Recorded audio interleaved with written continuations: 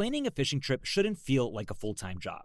With fishingbooker.com, you can find and book the perfect fishing trip within minutes. Fishingbooker.com connects you with trusted fishing captains around the world. Booking is fast, easy, and secure, with access to verified customer reviews, loyalty rewards, and around-the-clock customer support. Everything you need to book with confidence is in one place. So head to fishingbooker.com and start planning your next fishing adventure today.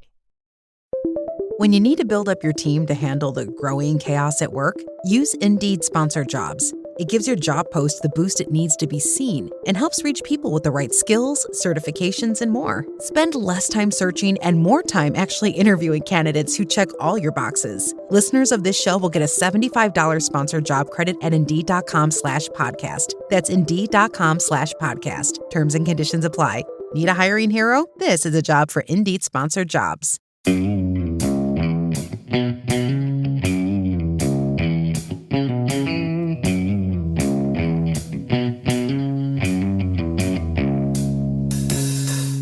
So now we're going to talk about what happens after the shit hits the fan, grid goes down, that kind of thing. Everything just goes out. How do you rebuild, right? I mean, obviously, continually prepper shows, survival stuff. We're always talking about how do you survive the immediate right. The first week. What happens? Are you just desperate forever, where you're constantly, constantly living in fear and whatever? I think to a point you kind of are. I mean, let's say you think of like Native American stuff or like that. They were like always, kind of on that war footing. A lot of tribes, obviously, you could be like, well, not the Algonquins. They were all just happy, whatever. I get it. But there's a lot of on edge, and it takes time to establish. But once you do, how do you start to rebuild? I guess that's really the question, is how do you start to recapture everything? Kevin, it's pretty ugly. So one of the things that come to mind with me is there always seems to want to be some jackass who thinks they should be in charge, right? Right. See, I mean, you can just look at Washington, D.C., and you might be able to find a jackass or two. Yeah. There's always a blowhard who's like, well, I was the boss at the company, so I should be the boss of the community, Right. I just watched some crazy movie on Hulu that just came out of some girl who was like treated like crap by her boss, and then I should have paid attention to what it was called. It wasn't that good of a movie, right. But bottom line is they end up going on a business trip and the plane crashes, and she has to, like, the guy has like a broken leg, but she was like wanting to audition for the Survivor show. So she had like learned some skills. So yeah, send help. Right. Exactly. It wasn't what I expected, the movie. That's the answer. It was free on like Hulu or something. I don't know, Paramount. Yeah, it was Hulu. But anyway, check it out. Send help. But it was entertaining. Right. You didn't learn any cool survival skills or anything, but you did learn a little. It was kind of like watching Lord of the Flies or whatever it was. Yeah. That horrible movie where they dropped the rock on his head. Yeah. I haven't, there's a new miniseries there. I haven't started yet. Oh, is there? Yeah. Yeah. So I'm excited about that, but. All right. So anyway, so that said, there's always somebody who thinks they should take over and be in charge. And I think we have to do everything to avoid that. And that doesn't mean I should be in charge. Right. Doesn't mean they're wrong and I'm right.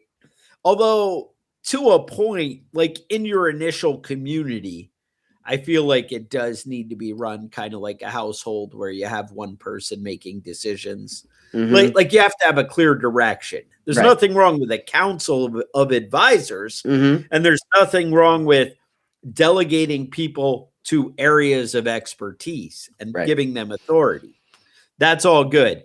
But just having, a dictator over everything is not really going to be the best thing. But obviously it works well when you have the right guy there. Mm-hmm. Right. But it doesn't when you don't. Mm-hmm. And somebody does have to be in charge, or you just have anarchy.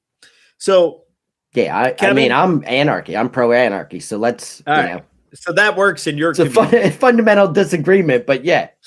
Yeah, exactly. So you have kind of an outline of how you'd rebuild. Let's start there. Let's talk about that. Yeah. Well, I mean, first thing would be, your immediate needs, obviously, food, water, shelter, those types of things. And we've done podcasts about that.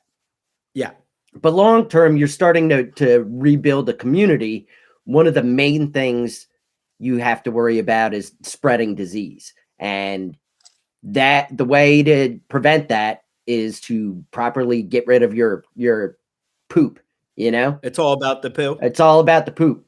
Yeah. Now most houses have, in rural areas, have septic tanks, leach fields, things like that. Those things are going to keep working. They don't need electricity or anything. As long as you keep putting water in it, it'll keep flushing. It'll keep flushing. But I have to point out, it might be a smart idea to keep your septic tank pumped emptied out on the regular, because all of a sudden, when everybody's using your poop tank, it fills up and that's it. Now you can also build a septic tank. Not that complicated. No. You could set up a kind of working outhouse. To be fair, I mean, I'm just saying. Right. But all right, let's move on. Yeah. So disregard your feces any way you can. You don't want it laying around. That's how everybody gets dysentery and everyone just has diarrhea until they die. Yeah, and you want to wash your hands after you poo. Yep. Big one right there. Wash your hands.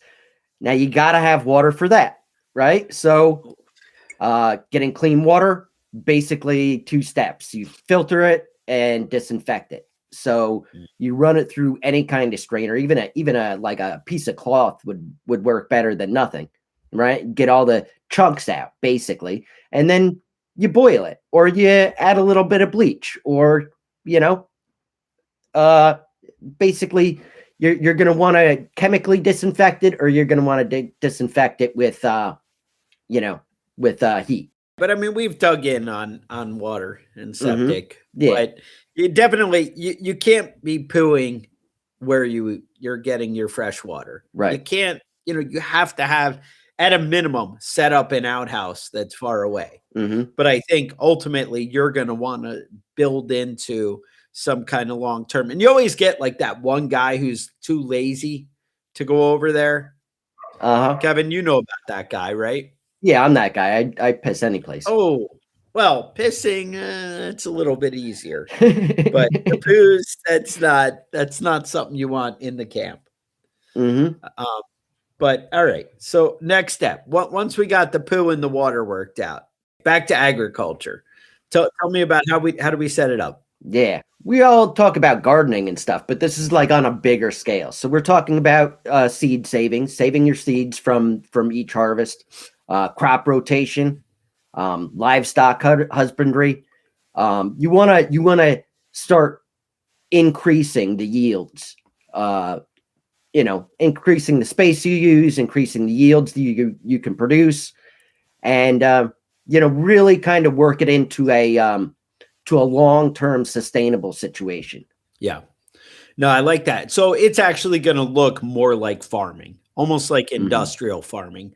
And I think a lot of people need to be set up and designated into roles where they're, taking charge with that, where people are, assigned duties of going and dealing with agriculture. It's going to be hard at first, right? When, we've very far as a society to establish like a program where, things are organized and industrial and working together. And that's a big thing. So, that's something that is going to be very labor intensive and take a lot of people to do. So we're going to have to think about it like that. Um, Kevin, after agriculture, what's coming next? Chemistry, Chemistry. making soap, Oh, making charcoal, tanning leather. I like it. So how do we like what type of things like what are I know like salt is always one of the big things. I'm sure there's areas you could be working on that would affect your tanning things and like that. Mhm. Making soap, what do we need there? Lye. You need lye. You need fat. For charcoal, that's really important for filtering water, right? You're basically burning wood without letting it burn. It's not a very complicated system to hit up. You basically just want to heat up wood to the point where all the water is evaporated off without being burnt up.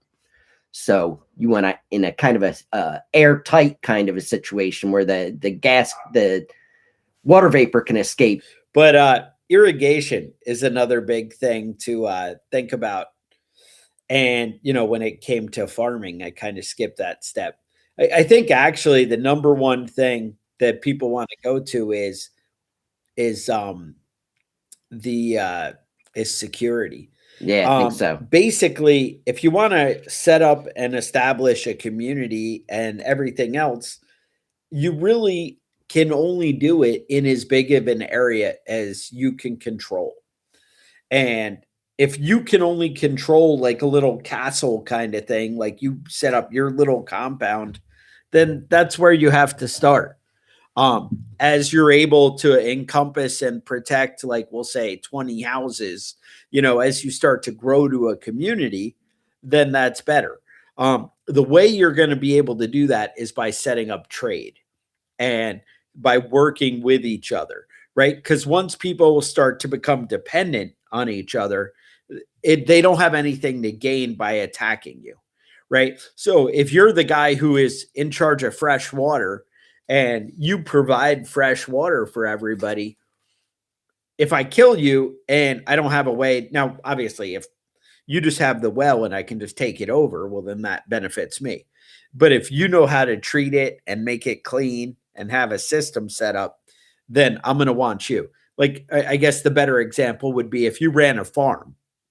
If you guys are growing all the vegetables and doing the work, yeah, I can come over and take all the vegetables, but then tomorrow I don't have any new vegetables. There's nothing new being produced. That's a big thing. One of the things too would be like energy, right? So solar farms are everywhere anymore. Now we're starting to see them. And that simple level, even if it's just charging batteries, might be a thing. But if I'm the cool charging battery guy controlling the solar farm, do I maybe need a guy with like a horse and a wagon who can deliver those batteries as we're charging them up and go pick them up like the milkman, right? There's a way to integrate everything. Now there might be a place like that we just start working from the solar farm, and expanding out, right? Now obviously there are power lines already put in place. Could these be utilized and put back into production? I think they could, and it would take some effort and we'd start to figure out a way to do it. Maybe it's switching it over to a DC system. um those of you who studied electricity a little bit know that DC does not travel that well. That's why we use AC for the power lines. That's kind of how that Tesla Edison thing worked out, was the transmission of power. Whereas Tesla, his big argument was, well, let's generate the power locally at each area. And because he was, had all kinds of ideas of drawing it in from the atmosphere and things like that, that it wasn't even going to require big solar panels or whatever, that it could be generated at the local level. And then you wouldn't have to worry about the transmission. Whereas AC, you can transmit further out, that kind of thing. So, but moving on from electricity, what else we got? Well, I think one of the big things after electricity would be maybe looking into we got agriculture, we got energy, we got security. How would you set up security? I think that's something to think about. I think once you're at a level like this, you're going to look at things like a sheriff. I think you're going to have a guy, but I think you also need some kind of counsel that the sheriff would be accountable to, right? And I think you would break it up. Think of it like families. I would start out small, something along that line of communities of, hey, this group of, two families is working together, directly, like they're running whatever, energy, solar, whatever. Then the next group, and then each family would kind of have a representative that goes forward and represents the whole thing. So, and then you build up a council. And obviously, as you get bigger, maybe those families become a little community, and then the communities make up the state, and it goes like that, and you would slowly grow. So that's something to think about. So we have some kind of limited government, right?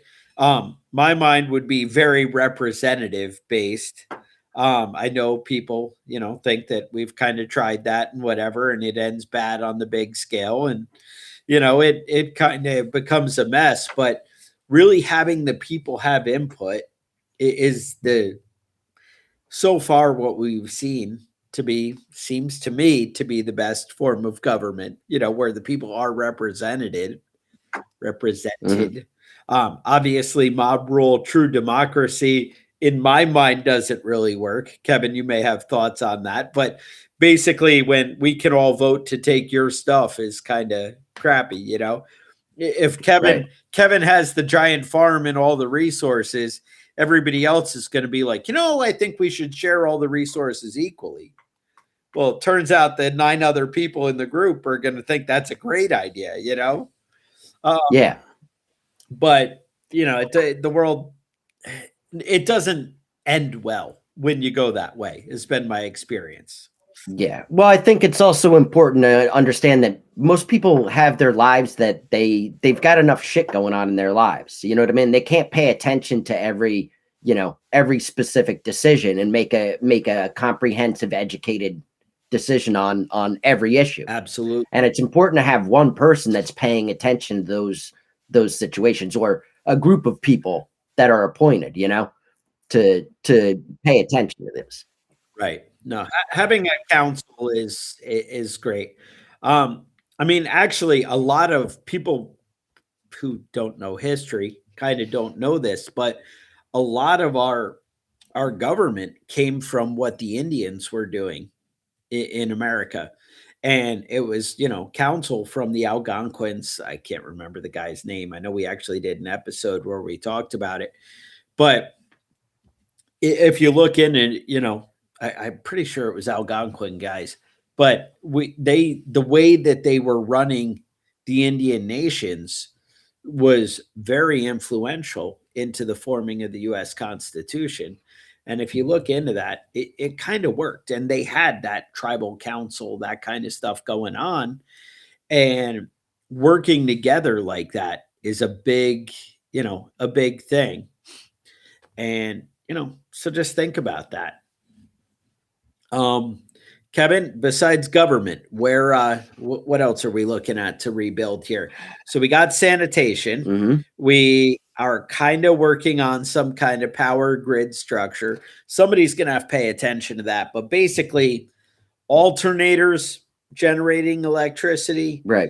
Setting up. I mean, even think about like more direct things, like how you watch like Little House in the Prairie, and they have like the sawmill, right, working off the moving water.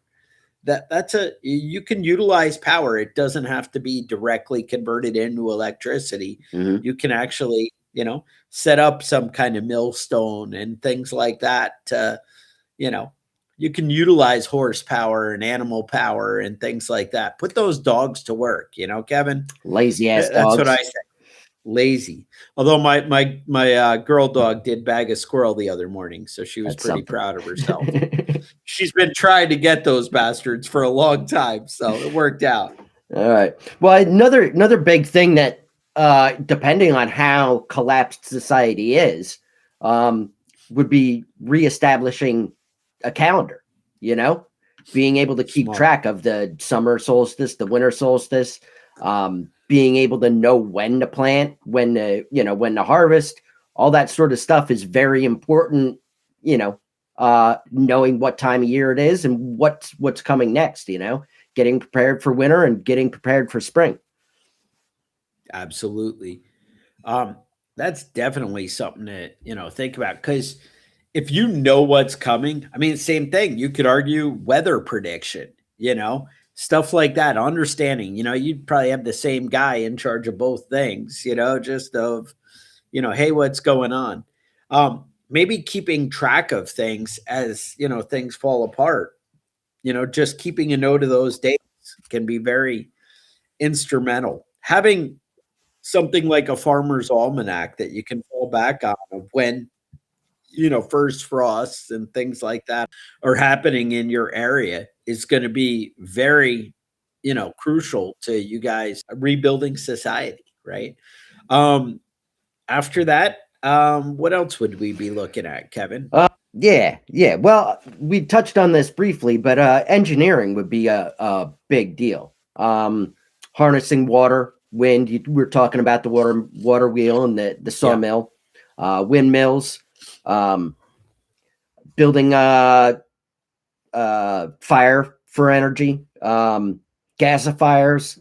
A lot of that basic engineering is going to be crucial to really getting things back up and running in a way that you're not like surviving hand to mouth, Absolutely. Now gasifiers for travel during World War II, it was so prevalent to have vehicles that were wood burning. It is crazy that, how we've gotten away from that, and that whole idea has been completely lost.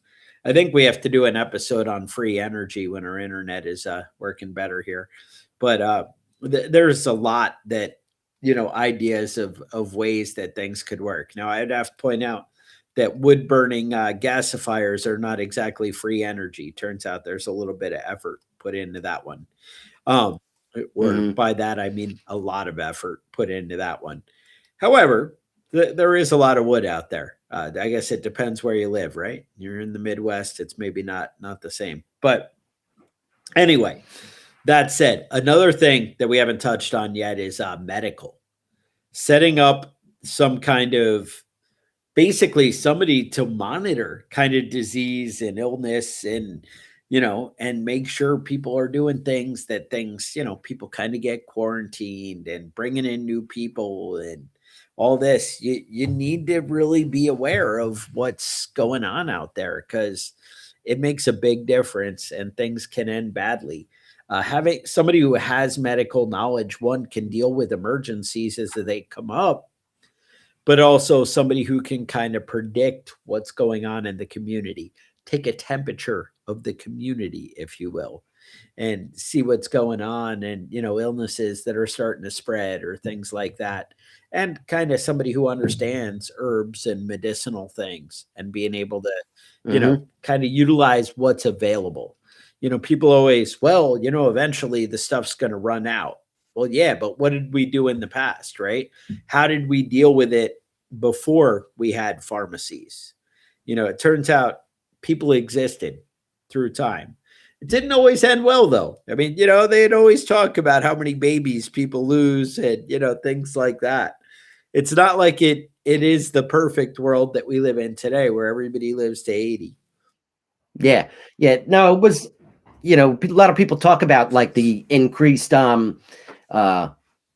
life expectancy. Yes. And used to be, in the 1800s, it was, people would live to 40 and that was it. But the life expectancy was an average. And the reason it was 40 is because most people would die before they're, 10 years old. Yeah. They just get sick and die, and that was it. Yeah. There was no treatment for it. People would still live to 60, 70 years old. It would just be that if you getting past those first 5-10 years, that was a big deal. Yeah. And it's not uncommon for us to talk about, our friend just had a baby and the baby's in the ICU for a couple of weeks before, coming home, or, kid got sick and we just had to take him to the hospital and get some antibiotics. And, those sorts of things are common today where, it's just a small illness. But 100 years ago, without any treatment, a lot of these kids just died. And that was it. Kevin, that's cold and callous. Yeah. Well, I mean, nobody likes to talk about little kids dying, but that's a fact of life. Yeah, exactly. And, no, that's it. It was still reality, right? Yeah. That's one of the big benefits of modern society is that your kids aren't dying, It's an ugly world. Yeah, no, exactly. And I think also, we touch on health. You also want to touch on mental health a little bit. And I think a lot in the past, mental health was handled kind of by the church. That's where you had the pastor and the little community, and and there was a guy for counsel. Now we've seen there were communities where the doctor was kind of that mental health professional also. Would be the guy to come in and say, hey, look, it's just kind of depression and you're going through this and whatever. Well, this is a hard, stressful time and a big reorganization of people's mental structure and guide. And so now, but that's also where a pastor, comes in, the right guy, the right community, it can be a good thing. I heard a guy talking a long time ago that, he was like, oh, well, even if my religion is wrong, it doesn't matter because I'm happy I put my time and effort into it because I love what my family is with it. And I love who I am based on living by, godly principles, right? Was his, argument. And that's a good thing, right? Not stealing and being crappy to each other is a nice thing, right? Mm-hmm. You like that. There was a girl that had a talk show, Tammy Bruce, way back. She would always talk about, politicians need to believe that they're still accountable to something higher. Because if they think they're the end all, it's bad. So there's a lot to say that, some good comes out of religion, however you take it. People knowing that they're not, or believing that they're not the end of it all, it's worth something.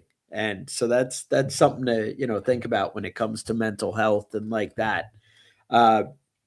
People kind of need hope, right? Like, why am I doing this? I'm just working hard every day for working hard's sake, That's a tough road. Kevin, anything else on that list? No, that's everything I got. Did we miss any? That's the big ones. All right.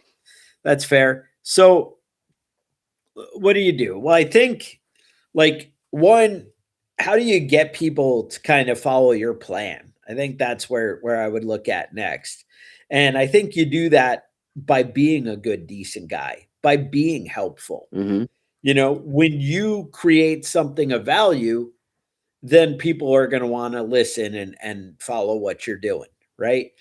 When you're just a piece of crap and you're like, hey, I think you guys have some stuff and I'd like that stuff. So let's work together where your stuff becomes my stuff. That's not the way you're going to win friends, right? Mm-hmm.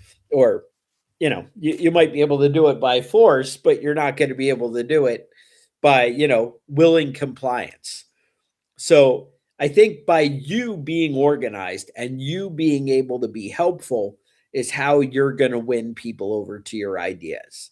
And I think that's something that's really going to make a difference, where you're going to be able to shape the community into something worth having. That's important. By you being able to share clean water, by you saying, hey, look, we're doing this system. It really works. And I got to say, having resources, like say you have a great library, like Kevin said, one guy can't tackle everything and pay attention to everything. When you were talking about government, you don't know everything going on. And I even if I have we'll say that I focus on prepping, right? That's my big thing. I've looked at how to establish water, how to deal with medical issues, how to deal with now one, there's going to be a lot of things like somebody who's a nurse or something like that is going to understand medical issues better than I am, right? I mean, that's just logical. Um, I'm an electrician by trade. I might know electricity, but you might even have a guy who, does solar and has worked with solar who knows that world better than I do, right? And that guy might be a better expert for what we're working on specifically, right? Now, obviously, two people who know about electricity can get together and do something great. Same thing, farming, right? You might have a guy who really is good with livestock, but not so much with agriculture. Those two people might be able to work together and tie things, together in running things. But you also might just have a livestock guy. You might have whatever. But what I was going to say is, if we have this giant library, maybe I have a book and can say, hey, you've been doing farming, but it's kind of maybe we'll say all chemical and fertilizer and whatever. Here's a book on what people were doing before they had access to that. And you might be able to expand their horizon. I'm not saying that, obviously we're only friends with people who do organic farming and natural nice things. But, you might, that's an example, right? You might have a book on, I have several books, including that survival medicine book, which is awesome, which is going to be very useful to somebody who's a nurse of how do I apply what I have access to. There's actually a NATO war medicine book, which is very focused on how do you do medical with, what's available to you and things you can do. It really helps people think outside the box. So my whole point to this little segment here is having an off-grid library and then being able to share that with the appropriate people might be awesome in building your community. And that's one of the things that's going to make you a useful resource is you being able to help other people excel in what they're good at. And that's kind of the thing, man. It's all about making each other better. Because if all of a sudden the medical person now has 3 times the knowledge because they know how to apply it to an off-grid situation, instead of, because a lot of people, I hate to say it, they know the drugs that they have in the hospital and that's what they know about. You know what I'm saying? And they're not used to the kind of third world diseases that are going to be popping up and things like that as their day to day, right? So that's something, where your library might be able to be a huge resource for everybody. So that's something to think about. But that's what I got. I mean, basically, by being useful and able to help other people is how you're going to be able to take charge and shape a community and work together. But you being a dictator is probably not going to be the answer that's going to work for everybody, right? Basically, working together as a community, setting up a council, but thinking about things like security, sanitation, agriculture, like Kevin said, chemistry, this kind of stuff, working together to pull all these resources in is going to be how you're going to be able to build something that's awesome and that's going to actually thrive and last. And the more you can control, the more area, the better you're going to be able to resist people coming in and tearing things apart. So that's what I got. That's how you rebuild society. Kevin, any last thoughts? That's everything I got. All right. So with that, I appreciate you guys toughing it out if it was a little skippy there. And yeah, with that, stay safe and we'll talk to you guys next week.